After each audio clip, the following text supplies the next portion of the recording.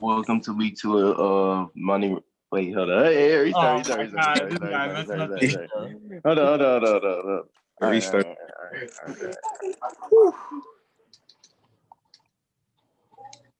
You gonna start? Tell me when to start. Oh, all right. You gonna start? All right.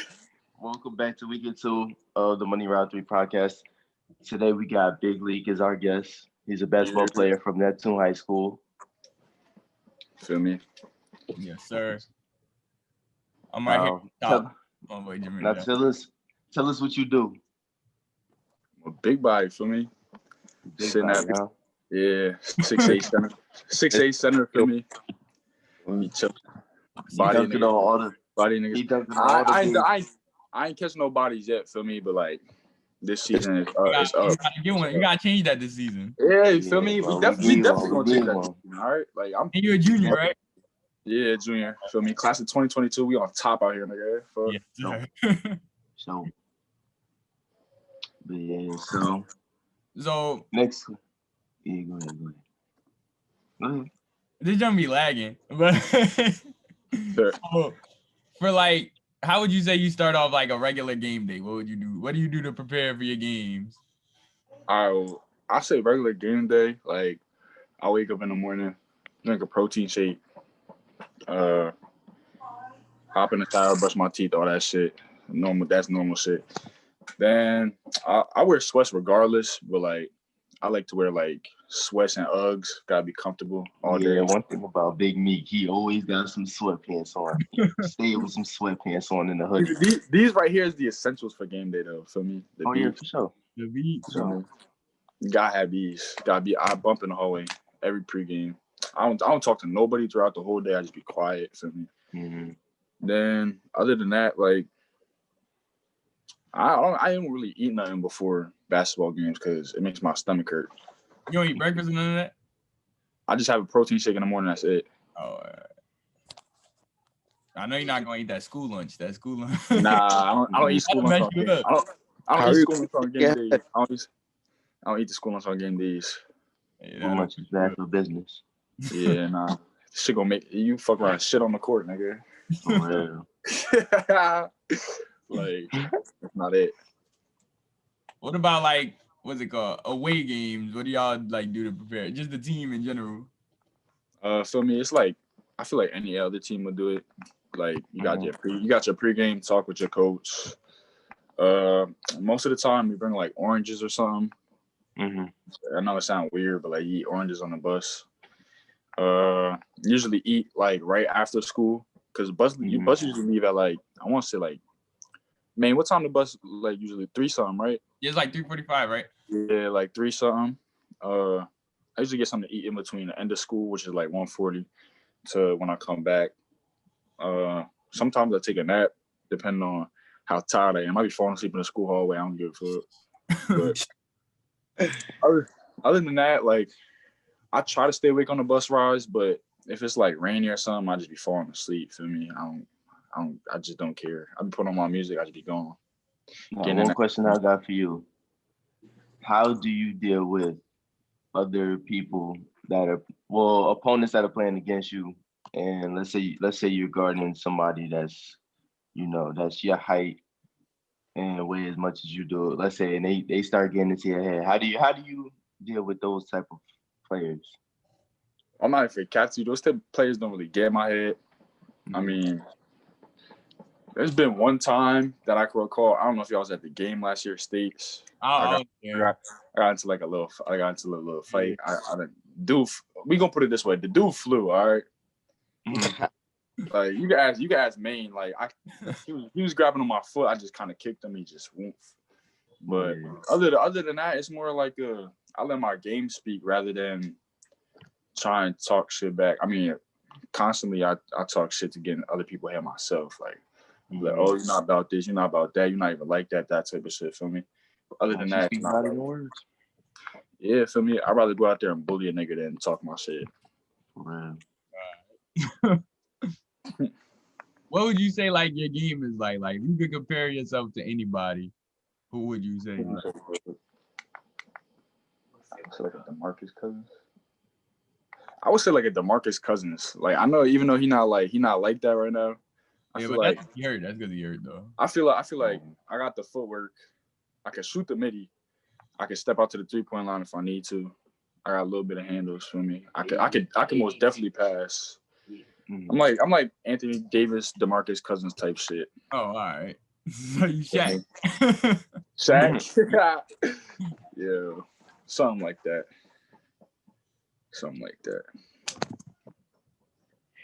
All right, so now, where do you see yourself with this basketball stuff in 10 to 15, 10 to 20 years? Where do you see yourself? 10 to 20 years. I'm not even finna cap to you. Basketball careers don't last as long as people make them seem. Like that's why people be like, look at LeBron, how he's still going type shit. Because it really does. Like football is shorter with like the careers, but like basketball really does take a wear on your body. Like if you don't take care of your body, your body will break down. Like from constantly running, jumping, like your legs will just give out. But I don't even know. In 10 to 20 years, 10 years, hopefully, I'll either be somewhere in the NBA or not in the cap, most likely overseas. But overseas isn't that bad. I go overseas right now and make $5,000 a month if I wanted to. Yeah, overseas not bad. Like, I'm talking about like I could go like right now as a 17-year-old and make bread over there playing against little white boys. But you might have to edit the little white boy part. They might demonetize you for that. But yeah, I go like I definitely see myself with, like a couple of kids, a wife, got my shit right, feel me? Out there balling, doing my thing. How would you say being overseas? How would you feel about like playing over there? You're not around nobody you know, like you're not in your own country, so I feel like it would be a great like cultural experience type shit. Cause like feel me, I've never been outside the country before. So like being outside the country like that, I feel like it would be like a great experience for me and whoever else I'm with. yeah. So, but other than that, I like it'll be great to like get to meet people like new type shit. Like learn maybe even learn a different like language. Try other foods like. So man, you make it to the NBA, you know all them languages, you go take some trips, man. You don't know what you get yourself into. Yeah. You don't know what you get yourself into knowing the mother languages. Yeah. That's one thing it is good is to know languages. Yeah, especially when you need to curse somebody out, you don't want to say nothing in English. For me. That's that right there. Questions for him?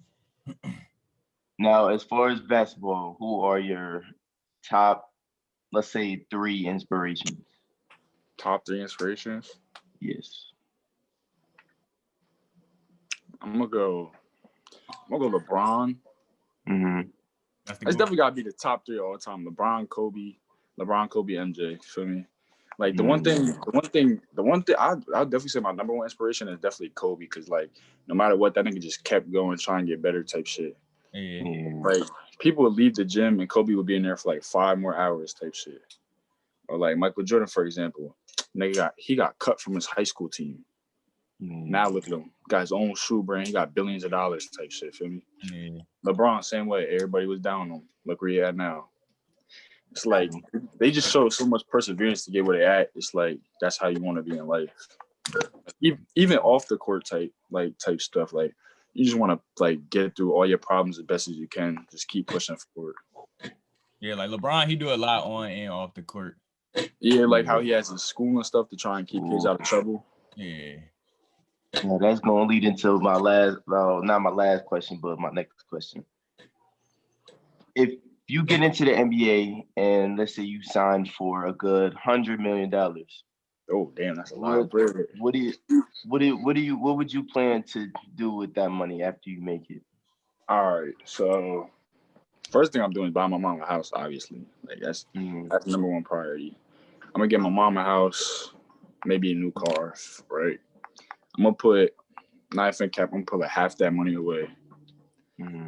Donate like you said 100 mil, so I'll probably put like $1.5 million into like some type of charity of my choice. Then the rest would just be like finances such as like a house of my own, or like pay off my mom's student loans, something like that for me. But you know what you got to look out for, right? What most NBA players do? They make investments after they get paid from this NBA money. Like look at Shaq, he got nightclubs. He got the one thing I want to buy, I do want to buy like a whole bunch of bodegas, like corner store type shit. You know how much money you make? Yeah. Like buy like 2-3 spots in New York, couple in Jersey. I'll be set. Bacon, egg, and cheese. Bacon, egg, and cheese. Bacon, egg, and cheese, man. Definitely chop cheese type shit. Good eats, yeah, good eats. Yeah. But shoot, man, let's get it. Yeah, man. What would you say you would think your best sneaker to play basketball in? My best sneaker. I don't got all my sneakers here. It's like my LeBron 17 lows. All right. This shoe is actually really comfortable. Like it may not look like everybody like, oh, LeBron's so heavy, but like for a person my size, like they don't have necessarily ankle support, but and what size shoe you wear? I wear 15, 16. But yeah, these are pretty comfortable. Like I played outside. You guys, JERMAINE. I played outside in these like all summer. They don't got no grip at the bottom, none of that. Like I could just smooth. LeBron seemed like heavy sneakers just because the bottom of them. Nah, yeah, they are kind of heavy. Can't even cap. But then I'll definitely say the most like supportive and comfortable sneaker I have for basketball is definitely KAIRI 6s. I got me a couple pairs of these. Like just the amount of zoom in this shoe, and like the way it's like structured and supported, it's just like it's just mad comfortable. I got a couple pairs. This is just I like. Now, do you wear your sneakers off the court too, or just on the court? Like, what do you wear when you off? Basketball sneakers is strictly like basketball sneakers. Like I don't wear them shits off the court. Like Jordans is different. Like I don't know if you can see that. I got 13 right there. Yeah. Like 13s. Off the court, you always gotta keep a crisp pair of all white Air Force. Yeah. Gotta have a pair of those. I mean, I wear Vapor Maxes too a lot. Okay. This is probably the most comfortable off court shoe right here for me. Yeah, I was about to say those is hard. Yeah, Vapor Maxes is just something about them that's just not comfortable. They look like cleats a little bit, low key. Like a size 15, he got cleats on. I wear Vans too. Okay, Vans. A lot of people wear Vans, but one thing I cannot wear Vans. The last time I bought a pair of Vans was in the 8th grade, and I wore them one time and put them away. I got my Vans. They just don't fit me. They're not bad. I like Vans. Remember those pair of Vans that I took that I was wearing in that one picture we took? Oh, yeah. Yeah, and I just never wore them again after that. Yeah, I wear my shoes. Like, that's one thing I do. I wear the shit out of my shoes. Like, obviously, you can see these 13s. Like, a lot of people would love to have these. These shits is fucked. Like, I wear these shit so much. Like, I love keeping liking 13, not gonna lie. Like those blue ones that came out the other day, those black and blue. Those are hard. Look at Jimmy. That's all the shoes I have here. I got shoes at my dad's house too. But yeah, those is what I. Those KAIRI 6s and LeBrons is definitely, or KAIRI's in general, the most comfortable shoes for me personally. Yeah. So did y'all see that picture of Famous Dex and how he's trending on Twitter right now? Yeah, bro. Nah, what happened? I didn't see it. It's like Famous Dex is like, you can like, you watch his videos, his pictures, you can just tell he's not okay at all. He's not it, bro. He going out bad type shit. Like, that is not even funny. Like, he's on a lot of drugs. Like crack cocaine type shit. Bro, like he next week. Damn, that's bad.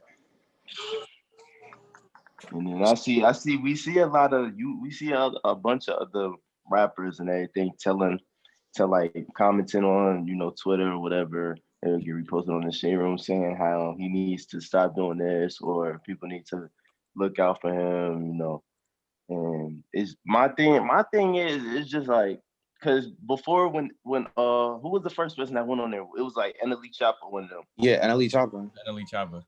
When he told him that, he made a video back and was saying, "I'm not mad. I'm like, thank you for saying that." I'm like, why? I'm like, you thanking him for saying it, but what is thanking him for saying going to do? Thanking him for saying ain't going to sober you up. It ain't going to lessen the chances of you dying because of all these drugs. Like you still taking these, like, I don't know. It's the same. I feel like it's the same with some like sports players too. I feel like a lot of sports players get caught up in the drugs, thinking that shit is cool. Like, who's a major one? Lamar Odom. Remember that nigga was doing like crack and shit, like shit. Oh yeah. He was a lot of NBA players, or like I know a lot of NBA players that have like gotten in car crashes and stuff from like drinking and driving or smoking and driving. Like, I don't know. It's just something the media portrays nowadays that it's just cool. It's really not. Yeah. I feel like people get money and don't know what to do with it. Yeah. Like they just get a lot of money and just start going crazy. Yeah, they're not prepared to intake the money that they're getting. So it's like, oh shit, I got it. Let me use it while I got it. When realistically, you use it, it's gone. Like you ain't getting that back. Yeah.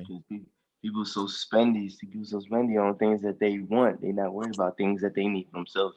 Yeah, materialistic people. That's what I'm saying. They worried about getting the next car, the next chain. I see this, and that. But you get all of this. How much money you gonna have? You get all of that. How much money that's gonna bring in for you? A new car not gonna bring you no type of money. A new chain not gonna bring you no type of money. You buy a new building, exactly. You gonna make you can make as much money as you want off that building. You buy a house or a store, you could buy a restaurant, same thing. You make money back from it. Yeah, that's true. Car and chain ain't doing nothing for you. It'll make you look cool, but we was talking about this last week. I don't know if y'all know about the LiAngelo Ball situation, right? Yeah, bro. How you gonna cut my bands, bro? He didn't even play, bro. He didn't even touch the court. You want to hear something crazy though? Did you hear what LeVar said? What? LeVar said if LiAngelo would have played, LaMelo would not have won Rookie of the Year because LiAngelo would have won it. My boy Melo getting Rookie of the Year. I don't know if you've been seeing the same passes I've been seeing, but that looked like a 6'8" version of what's his name, Jason Williams. Yeah, his first game was off though. But he's been going crazy ever since. Hold on. Put it this way. What do you mean? You can't. When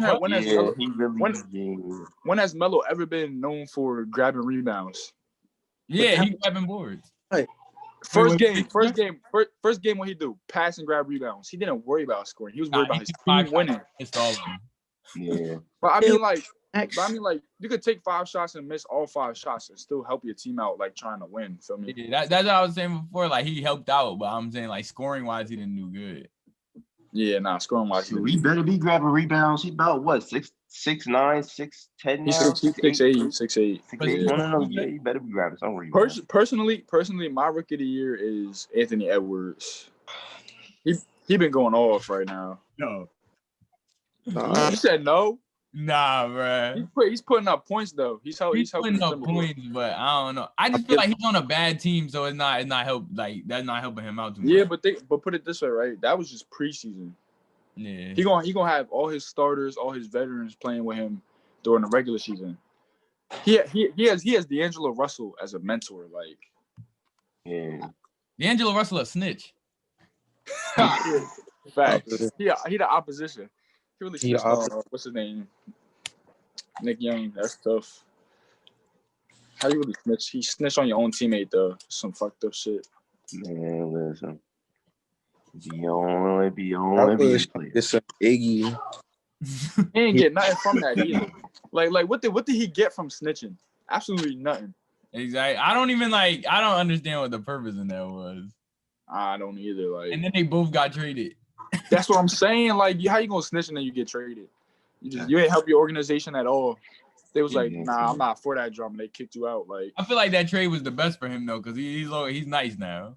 He was nice before, but he better. He was nice before, but him getting traded did something to him where he was like, all right, fuck it. Yeah. Probably humbled him up a little bit. Sure. Yeah, I feel like he's different. How do y'all feel on this whole? All right, did any of y'all see Pretty Boy Fredo's recent video? Yeah, I didn't.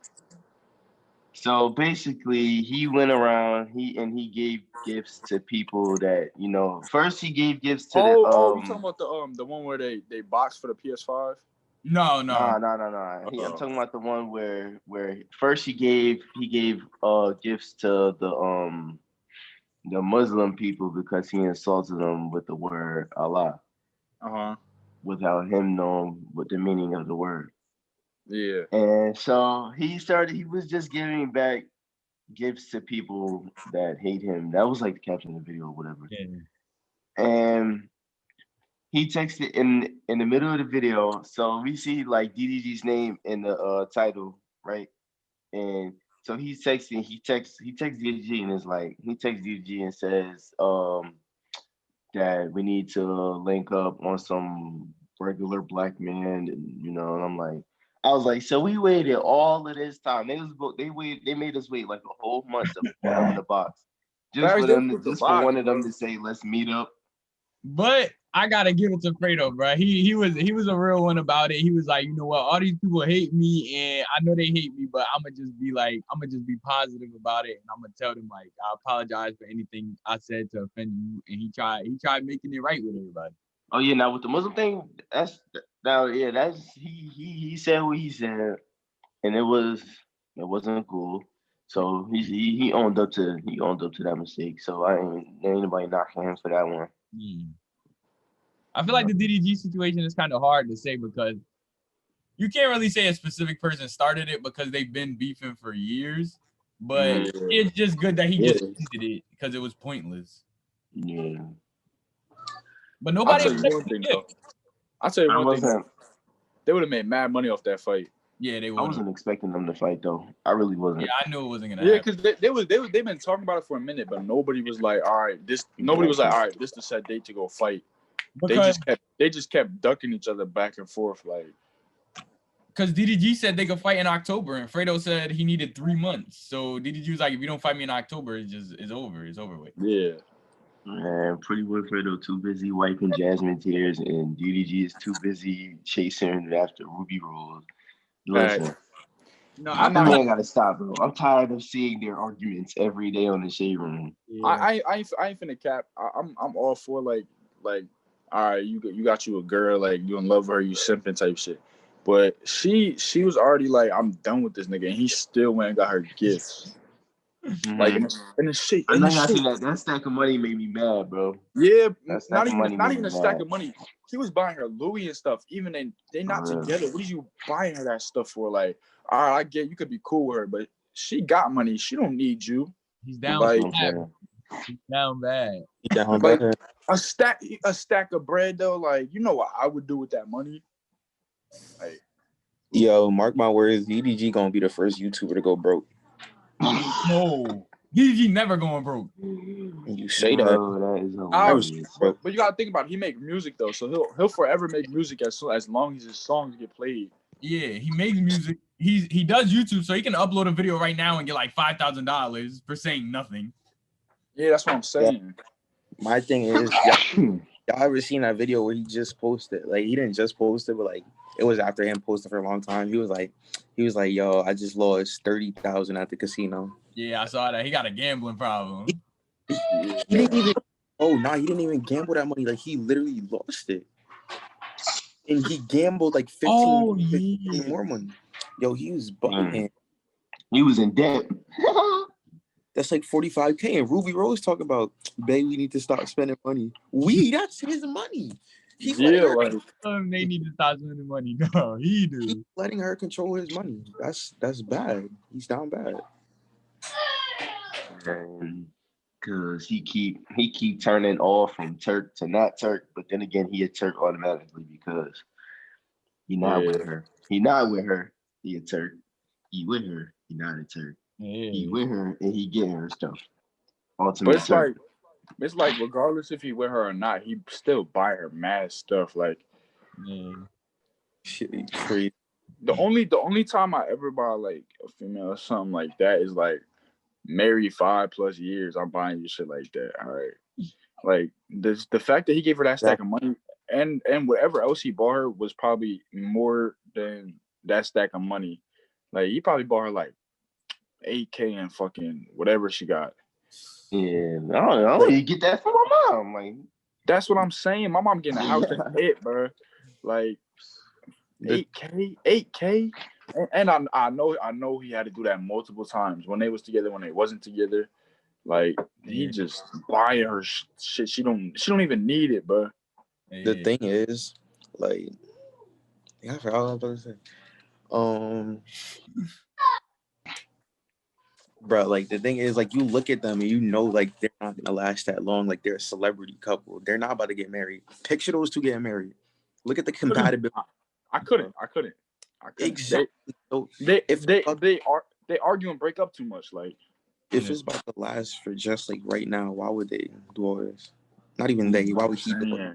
Like, and if DG is actually how he is when he's on camera, then he's just actually like retarded, and he's retarded in real life. So it's like that boy valedictorian. Just by the way he talks off his videos, he's valedictorian. You're bugging.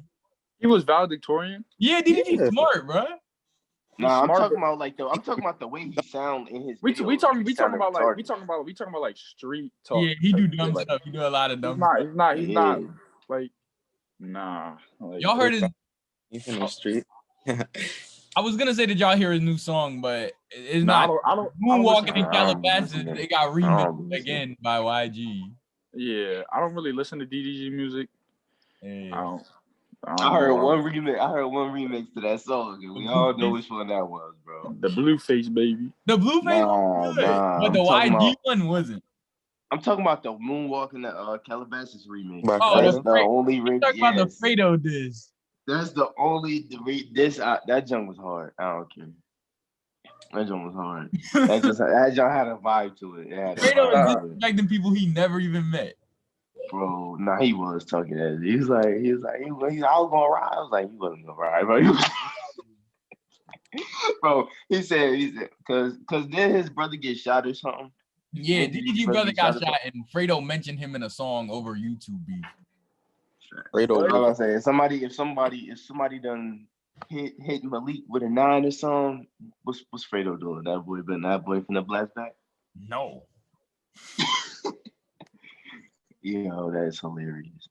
But I don't know. It was hard. Like the beat's tough. The lyrics was tough. It may be Rap Cap, but it was tough. Yeah. Rap Cap is regular though. That's what these people do. To be honest. Yeah. Shoot. But that might wrap it up for today. Y'all think that wraps it up? Just about. Yeah. All right, so we had a good podcast. We had our boy Malik in here. Look, unfortunately, it wasn't in person, but we'll be back to that in the first episode of 2021. So that's good. Yeah, and we had a good podcast. We had my boy Malik show up. We talked about basketball, all that. So yeah. So look for Big Meek look for Big Meek in the NBA in a couple years. Big number 0. Yes, sir. Go look for Big Meek in the NBA in a couple years. Straight out of Jersey. You said what?